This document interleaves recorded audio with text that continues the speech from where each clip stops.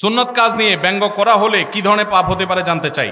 কোন সুন্নত নিয়ে যদি কেউ ব্যঙ্গ করে ঈমান নষ্ট হয়ে যাবে। কি হয়ে যাবে?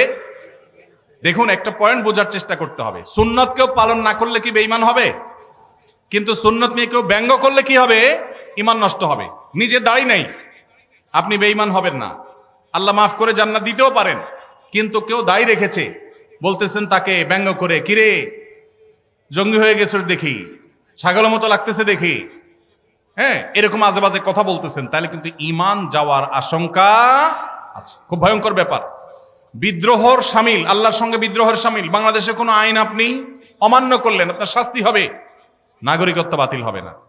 কিন্তু আপনি বাংলাদেশ রাষ্ট্রকে অস্বীকার করলেন, আইনকে অস্বীকার করলেন, সেক্ষেত্রে আপনি রাষ্ট্রদ্রোহী হবেন।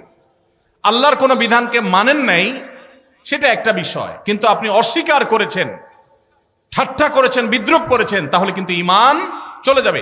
অনেক যুবক ভাইরা আছেন, বিশেষ করে দাড়ির ইস্যুতে কোনো ভাই দাড়ি রেখেছেন, তার সাথে হাসাহাসি করে, তাচ্ছিল্য করে নিজের ঈমানটা নষ্ট করে ফেলেন। আছে না নাই? নিজে করতে না পারেন, আরেকজন করলে খবরদার কোনো বিদ্রুপ করবেন না। জুমার সালাতে নবী সাল্লাল্লাহু আলাইহি সাল্লাম কোন সূরা পড়তেন? জুমার নামাজে আমাদের নবী করিম সাল্লাল্লাহু আলাইহি সাল্লাম সূরায়ে সাব্বিহ ইসমা রাব্বিল আলা এবং গাশিয়া, এই দুই সূরা বেশিরভাগ পড়তেন। এবং এত বেশি পড়তেন যে সাহাবীদের কেউ কেউ বলতেন নবীজি সাল্লাল্লাহু আলাইহি সাল্লামের জুমার নামাজে এই সূরা পড়তে শুনতে শুনতে আমার মুখস্থ হয়ে গেছে, এত বেশি পড়তেন। সূরায়ে সাব্বিহ ইসমা রাব্বিল আলা এবং হাল আতাকা হাদিসুল গাশিয়া। আর কোন কোন হাদিসে আসছে নবী সাল্লাল্লাহু আলাইহি সাল্লাম সূরায়ে জুমআ এবং মুনাফিকুন।